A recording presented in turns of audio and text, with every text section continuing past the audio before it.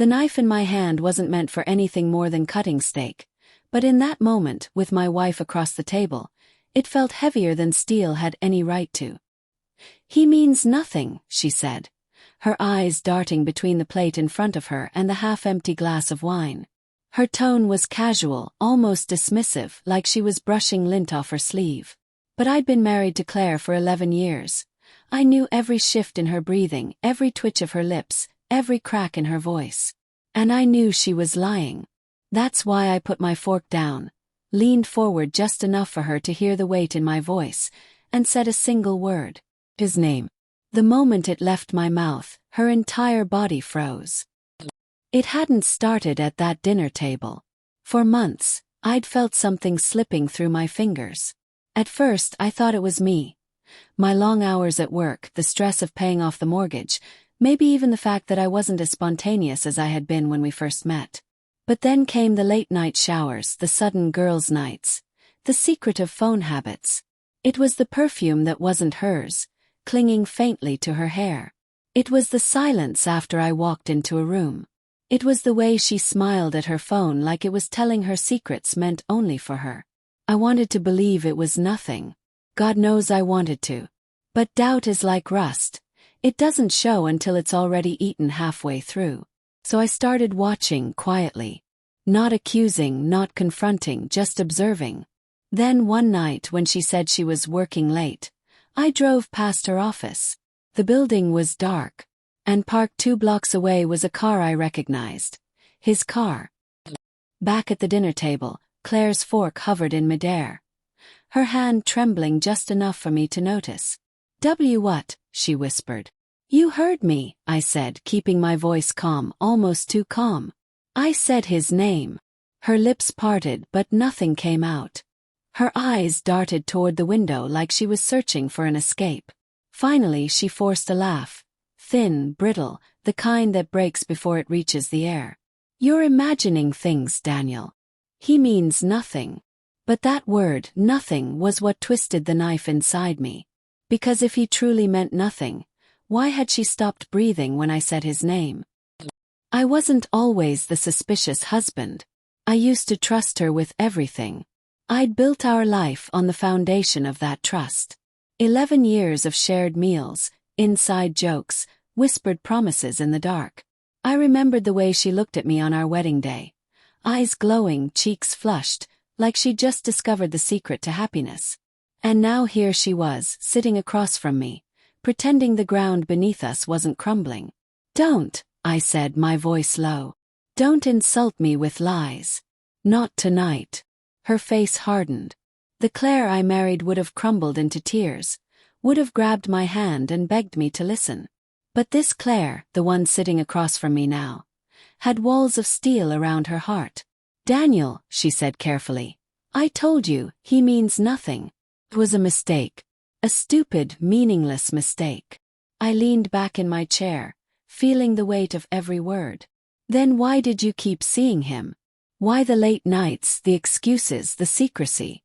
A mistake doesn't happen over and over." She flinched. That was the first crack. I had evidence. I hadn't wanted to use it, but her refusal to come clean twisted my chest with something between rage and heartbreak. So I pulled my phone from my pocket and placed it on the table. With a few swipes, I opened the gallery. The photos I'd taken 2 weeks ago. Claire and him. Together. In the parking lot. His hand brushing her cheek. Her lips tilted toward his. I slid the phone across the table. "Tell me again," I said. "Tell me he means nothing." Her hand flew to her mouth, eyes wide, face drained of color. She stared at the screen as if it had stolen the air from her lungs. Then tears welled up and she whispered, "I didn't want you to find out like this." The words shattered me more than the pictures ever could. Because what they really meant was, I was hoping you'd never find out at all. "Claire." My voice broke before I could stop it. "Was any of it real? This marriage?" "Yes," she cried, reaching across the table. "Of course it was real. I love you, Daniel, I swear I do." He was just.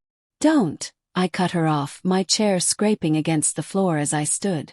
Don't you dare tell me you love me while your lips still taste like him. Her face crumpled, and for a second I wanted to believe her tears. I wanted to believe that she had made a terrible human mistake and that maybe, just maybe, we could fix it. But then I remembered the weeks of lies. The laughter at texts she wouldn't let me see. The hollow excuses. If love was what she claimed, it was buried beneath too much deceit to recognize. We didn't speak for the rest of dinner. She cried quietly into her napkin, and I stared at the wall, listening to the sound of my own heartbeat pounding like a war drum. Later, as I packed a bag, she stood in the doorway of our bedroom. "Please don't go," she whispered.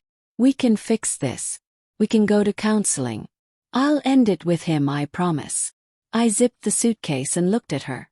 Not the woman I married, but a stranger wearing her face. "You already ended it," I said flatly. "The moment you chose him over me." Her sob echoed down the hallway as I walked out. The weeks that followed were hell. Nights in a small, cold apartment. Days at work where my mind wandered until my chest ached. Friends trying to console me, their words bouncing off the walls of my grief. And Claire, text after text, voicemail after voicemail, begging, pleading, promising it meant nothing, that she still loved me, that we could rebuild. But love is a house, and once the foundation is cracked, every storm will bring it down. The last time we saw each other, it was in a lawyer's office. She looked smaller, thinner, as if guilt had been eating her from the inside out. When the papers were signed, she touched my arm and whispered, "I wish I could take it back." I looked at her, really looked, and for a moment I saw the girl I fell in love with, the one who once laughed until she cried at my terrible jokes. But then the image of her frozen face at dinner resurfaced, the way her body locked when I said his name. And I knew the truth. Some wounds don't heal. They only scar. "I wish you could too," I said softly. "But wishes don't change reality." And with that I walked out, leaving behind not just a marriage, but the ghost of the life I thought I had. Even now, months later, I sometimes wake in the middle of the night, reaching for the space where she used to lie. The ache is still there, dull but constant. But so is the clarity. When she said, "He means nothing," she was right, just not in the way she thought.